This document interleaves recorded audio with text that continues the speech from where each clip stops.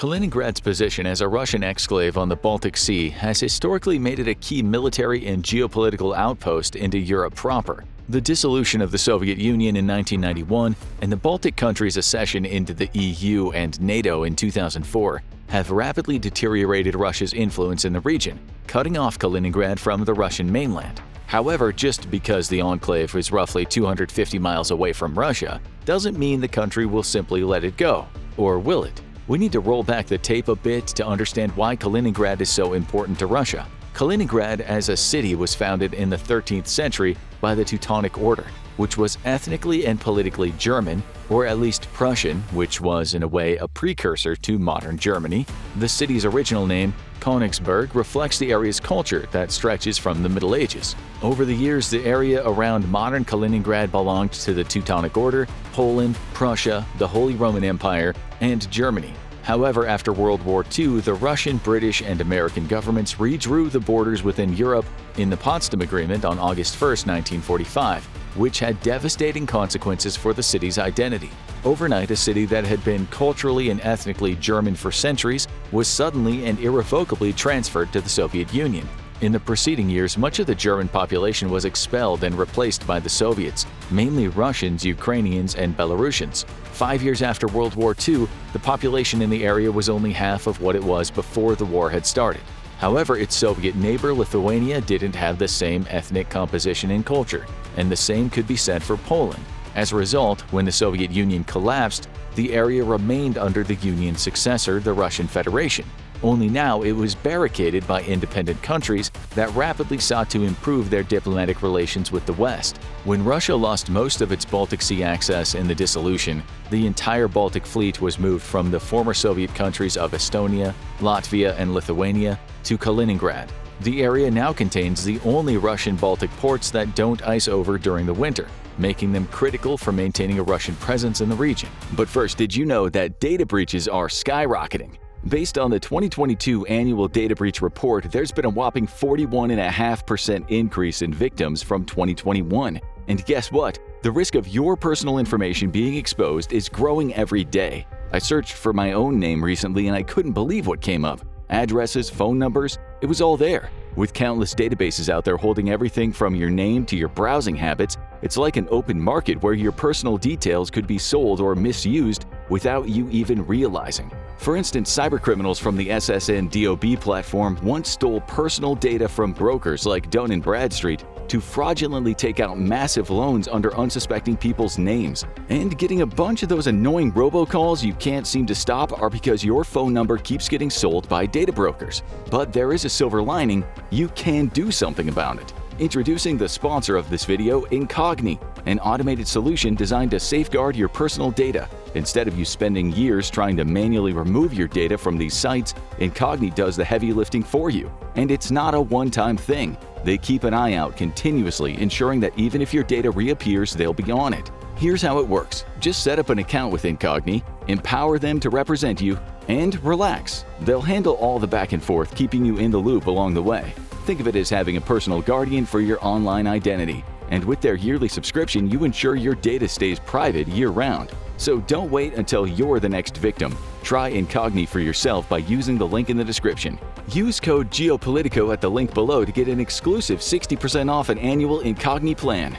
Now back to the video. Economically, however, Kaliningrad heavily depends on importing goods from the Russian mainland and its NATO neighbors, which brings us to the issue of the Russian invasion of Ukraine. Shortly afterward, when it became evident that Russia didn't anticipate a prolonged war, the EU and NATO countries exerted heavy economic sanctions on Russia. While these might not have created the effect the West wanted, as the Russian economy has found ways to bypass Europe, Kaliningrad was one of the most affected areas. When the sanctions hit, Lithuania, which houses the railroad infrastructure that connects Kaliningrad to the mainland, imposed heavy restrictions on what could be transferred between the two parts of Russia. As a result, the traffic between the Russian exclave and the rest of Russia halved, crippling its economic potential and making it even more dependent on outside assistance. To Russia's credit, it had already started improving Kaliningrad's industry to rely less on the area's military presence and be less dependent on imports. It also operates ferry services between Kaliningrad and St. Petersburg, bypassing the Lithuanian choke point. albeit at great expense since ferry transport takes much longer and requires icebreaker support during the winter. However, Kaliningrad remained key to Russia in controlling NATO's intervention in Ukraine for one simple reason: accessibility into Europe. While Kaliningrad is separated from Russia proper by some 250 miles, its nearest ally, Belarus, is only around 60 miles away across the Suwalki Gap, a sparsely inhabited patch of land on the border between Lithuania and Poland. Since the Gap is Central Europe's, or NATO's, only access to the Baltic countries by land, it's been repeatedly called one of the most tactically vital territories in modern times. In a hypothetical scenario where Russia decides to attack NATO, a scenario that the German military has been preparing for, one of the first targets would be the Suwalki Gap. Since Russia maintains a solid military presence in Kaliningrad on one side, and Belarus is a staunch Russian ally, to the degree where some consider it an unofficial part of Russia, the gap can be quickly reinforced with Russian forces. They can create a choke point through which NATO land forces must pass if they want to defend the Baltic countries from a Russian invasion.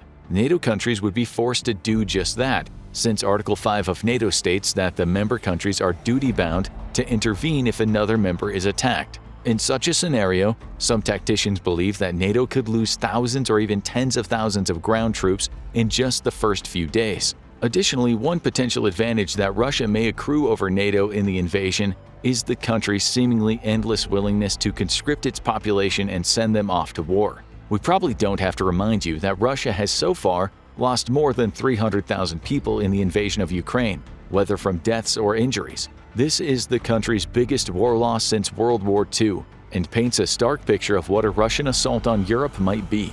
Bear in mind that Russia so far doesn't seem to have brought its full military force to bear against Ukraine. Content to retrofit Soviet-era weaponry, in a potential war against Europe, Russia might decide to bring out all the advanced weaponry it's developed over the years. This is in stark contrast to European countries, such as Germany, whose military capacity hasn't been meaningfully reassessed in years, partially due to a lack of meaningful funding, but also to the populace's lack of interest in joining the military. The situation is similar across Europe, since most countries lack compulsory conscription laws. Additionally, where Russia failed to effectively execute a blitzkrieg offensive in Ukraine, it has a much higher chance of achieving at least an initial success in Kaliningrad. This is largely due to the area already having a significant military presence, which has been further bolstered after 2008, when the government decided to invest heavily in the defense sector. Kaliningrad also harbors Russia's entire Baltic fleet, which could theoretically hold off an attack from the Baltic Sea and even present a threat to NATO if Russia goes on the offensive.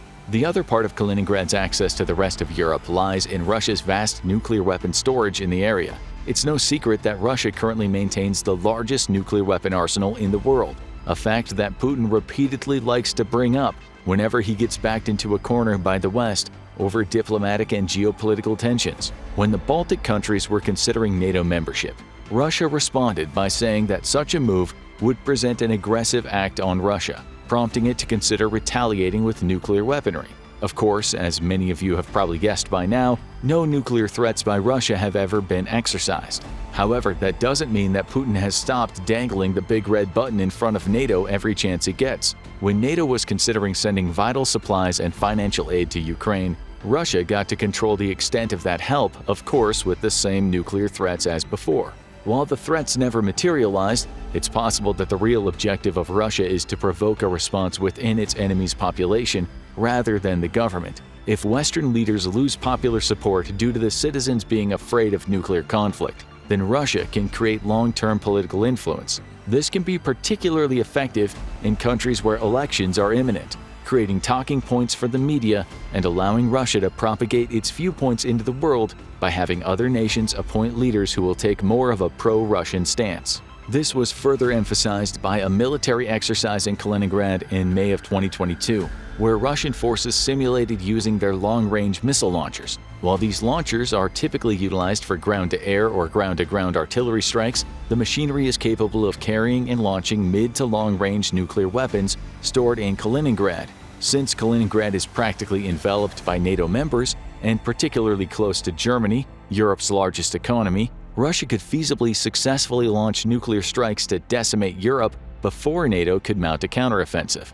As such, it's no surprise that Russia saw Kaliningrad as a vital point for exerting geopolitical influence in Europe through military pressure. So, what changed? Russia's threats of launching nuclear weaponry did stall NATO in providing the necessary help to Ukraine, and are likely still contributing to the alliance's reluctance to send more modern equipment into the fray, but Western leaders have ultimately realized that Russia is not ready to cross that bridge and make true on its threats, and have started crossing more of what Russia calls red lines to protect Ukraine. In fact, the Soviet Union has previously issued similar-sounding threats during the Cold War, and countries like North Korea do the same in modern times. As such, most leaders agree that nuclear weapons are only an effective deterrent up to a certain point, and that Russia has largely exhausted its threat supply, so to speak. Additionally, one major change that supplanted Kaliningrad's importance as a strategic outpost is the fact that Sweden and Finland joined NATO. With these two countries providing military support to the Baltic in the hypothetical Russian invasion of Europe, NATO forces can regroup via the Baltic Sea or through the air, bypassing Kaliningrad's anti-air defenses and navy. In fact, in the event that Russia does decide to attack NATO, the alliance can effectively barricade Kaliningrad and invade it themselves, turning the tide of the conflict quickly. The French Institute of International Relations has suggested that with the Scandinavian states' accession into NATO, Kaliningrad has become practically a non-issue in a hypothetical NATO-Russia war, canceling Russia's plans to use the area as a staging ground for dominating the Baltics. Finland's entry into NATO also extended the land border between Russia and the alliance to the north, and the two nations have had a pretty volatile history. During the Winter War in 1939 to 1940, Finland lost nearly a tenth of its territory to the Soviet Union. After that, Finland became a neutral country to avoid provoking the Union into further conflicts. With the sudden switch to NATO, it's evident that Finland has adopted the idea that Russia plans to expand its borders and influence any way it can. This means that NATO has even more of an incentive to cut down any attempts by Russia to be aggressive in Europe. This is further supported by the U.S. intelligence's annual threat assessment report for 2024, which states that Russia will be forced to maintain the current status of asymmetrical activity to avoid being pulled into a war against U.S. and European NATO forces. Even if Russia doesn't plan to invade Europe, as it shouldn't since it'd probably get crushed, Kaliningrad's situation over the past few years has only worsened. Since it was already dependent on the mainland for imports, and its only real importance was that it was a military base to be used as a political tool, Russia has to redouble its efforts using Kaliningrad's military supplies. Some estimates suggest that 5,000 soldiers were transported from Kaliningrad to the Ukrainian fronts, of which 450 died. Even more importantly, however, is that Kaliningrad is among the areas most affected by the economic sanctions. With lucrative trade opportunities with the EU cut off, the Kaliningrad populace has started to change its views on the Russian Federation. In particular, some politicians around the Kaliningrad area have started calling for its secession.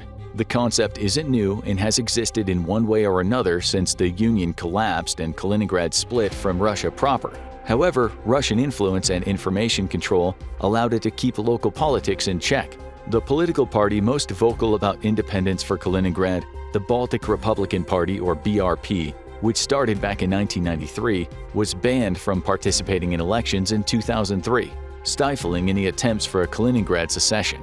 With the invasion, however, came a new interest in the party's movements. The party has announced that it conducted online polls in 2023 in which roughly 70% of the oblast, or Russian version of a region, voted for independence. The BRP, or what's left of it in the Russian political scene, views the Kaliningrad area as potentially becoming a modern European republic with a West-oriented outlook that leverages the populace's historical ties to Germany and the Baltics. Additionally, the name Kaliningrad has been the point of contention for many. The city was renamed when it entered the Soviet Union, named after a popular Bolshevik revolutionary, Mikhail Kalinin, now a polarizing historical figure. To that end, many consider that the city would achieve greater results if it leaned into its old name of Königsberg. Other countries have also managed to stir up tension in the area. Poland, for example, has proposed to no longer use the name Kaliningrad in its official records. It plans to use the city's previous exonym, Królewieś, which is a translation of its original name.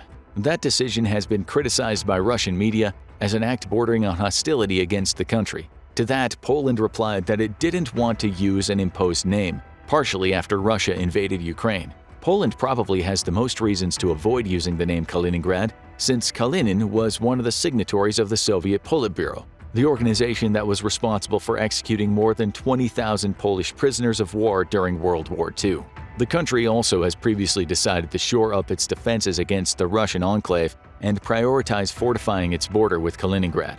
Officially, the Polish government suggested that the move was due to a possible concern that Russia would use Kaliningrad to promote migrant movement via flights from the Middle East to the oblast. Poland has previously pushed back against a similar move by Belarus, one of Russia's closest allies in Europe, even going as far as accusing the country's government of trying to divide the EU through hybrid warfare. Unofficially, however, it's easy to see that Poland has a particular interest in keeping a close eye on its non-EU neighbors. As a result, Poland has now reinforced borders against both Russia to its north and Belarus to its east. Poland is also one of the few European countries that have pushed for the improvement of its military capability. The nation has doubled its defense budget expenditure this year and is expecting to house the largest military among European NATO members within the decade. Despite there being no significant evidence that Putin would be bold enough to go to war with NATO, most NATO countries agree that Russia still presents a unique threat to the rest of Europe. Poland would, therefore, be one of the first responders in a hypothetical conflict. But with all this talk about secession and international issues with Kaliningrad, what are the area's actual options? There are several possible ways the situation can develop, and it would likely depend on both the current Russo-Ukrainian conflict and NATO's diplomacy. On one end, Kaliningrad has a somewhat unique position within the Russian Federation. After decades of relative separation from the mainland, the area's population has more readily adopted EU's cultural and economic norms, relying on Polish and Lithuanian imports for many goods. This is despite Russia's investment into the area to make the area less dependent on import and persistent road, rail, and shipping traffic between Kaliningrad and the rest of Russia. Even Russia itself had made what could be seen as a grave error in how it dealt with Kaliningrad previously. Before the current military and industrial attention in the area, Russia promoted Kaliningrad for foreign investments, at least until the 2008 economic crisis. This allowed Kaliningrad to become less dependent on Russian resources. However, it also made Kaliningrad more resilient against Russian state media and propaganda. Due to Kaliningrad's proximity to the EU states and road traffic between it and the rest of Russia needing a visa to pass through Lithuania, around 70% of the population has a passport, which is more than double the country's average rate. This allows the population of Kaliningrad a unique insight into how the EU operates, distance from the state media's depiction. All these factors have contributed to Kaliningrad's somewhat ambiguous national and cultural identity, not only within Russia but within Europe itself. Due to the repopulation efforts by the Soviets, the population traces its roots across the entire Soviet Union. One Kaliningrad-born journalist had likened Kaliningrad to Russia's version of American culture, a melting pot with what was practically a new ethos. As a result, the people of Kaliningrad consider themselves Russians, but also want to retain the area's close ties with the West due to its decades-long economic and cultural relationship. But despite Kaliningrad's insistence that it belongs with the rest of Europe, both Russia and the EU don't seem to agree. For example, Russia closed the Russian-German House, which was an educational and cultural exchange center in the area, in 2016. The Kremlin cited that the institution was a foreign agent promoting separatist movements, something that Russia is deathly intent on quashing across the Federation. In some cases, Moscow has identified Kaliningrad as being under Germanization, as local politicians and patriots have dubbed the inevitable cultural meshing within the area's neighbors and the rediscovery of historical ties to Germany. This was even previously promoted by Russia during the 90s to revitalize the area's ailing economy and bring in tourism. However, there have been no official movements to reunite Kaliningrad with Germany, and the German government officially renounced its claim to Kaliningrad when it signed the 2+4 agreement that reunified Germany in 1991. Kaliningrad's neighbors share this sentiment. While Lithuania and Poland's fringe politicians sometimes call for annexing the region, both countries agree that the area belongs to the Russian Federation as a leftover of the Soviet Union. As a result, neither country seems particularly intent on stirring up additional claims on Kaliningrad or discussing its future. So what about those secession claims? The echoes of BRP still linger on within the Kaliningrad populace, especially considering that 2004 saw Kaliningrad being cut off from the Russian mainland by NATO. But many Kaliningrad residents were privy to the economic disparity between themselves and the neighboring Poland and Lithuania as the two countries prospered with EU membership. Furthermore, the area's heavy focus on military and defense leaves it in a dire situation with the current projections of the Russo-Ukrainian war. If the war continues to be attrition, the Kremlin might even pull more of Kaliningrad's military presence out of the area and into Ukraine.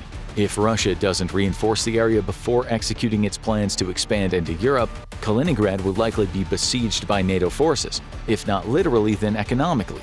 Additionally, the prolonged nature of the war means that the economic sanctions imposed by the EU will continue to affect Kaliningrad the most, deepening the gap between it and its neighbors. On the other hand, Russia's current policy seems to hinge on enforcing its control over its territory and bringing previous Soviet states back into the fold, as evidenced by the invasion of Ukraine.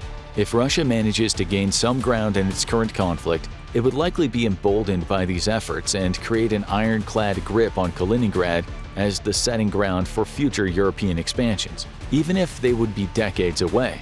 However, that might not be in Kaliningrad's best interest. If the country continues to focus on Kaliningrad's military presence and strategic importance, the area will remain fully dependent on Russia as the rest of Europe distances itself from it. This would make it an afterthought on the world stage, only useful as a periodic reminder that Russia can use it to launch missiles deeper into Europe. And even that sentiment might lose most of its meaning as countries develop more effective long-range weaponry. Even if Kaliningrad manages to break free from Russia's grasp, there's no telling how that could affect the surrounding geopolitics. The EU might view it as under heavy Russian influence, and the Baltic countries would similarly consider it a Russian leftover. It could take years or decades for the country to shed these impressions and fully turn toward the West. In some way, Kaliningrad's dependence on Russian resources makes it a prime target for its current isolation. If Poland and Lithuania continue to enforce the economic sanctions and prevent goods from reaching Kaliningrad, they could plunge it into a deep economic crisis, which would only worsen its condition regardless of whether it's a part of Russia or an independent state. What Kaliningrad could feasibly become is a Russian bastion of Western culture. Due to its historical ties with Germany, the area's tourism is heavily based on the cultural integration of its past with its present. For many Europe-oriented Russians, Kaliningrad is the epitome of what Russia could be if it turned more toward the West. The area's tourism from mainland Russia flourished during the COVID pandemic, since the beaches of Turkey and Western Europe were closed. This gives Kaliningrad more of an opportunity to create a cultural wedge between itself and Russia. For many, the area is one part home and one part a new experience. This could set a dangerous precedent for Russia's integrity as a whole, particularly since separatist movements have been brewing across the country for more than a decade. But what do you think? Will Russia lose Kaliningrad in the coming decade? Let us know in the comments below. Then check out Could Alliance of China, Russia, North Korea, and Iran destroy NATO? Or watch this video instead.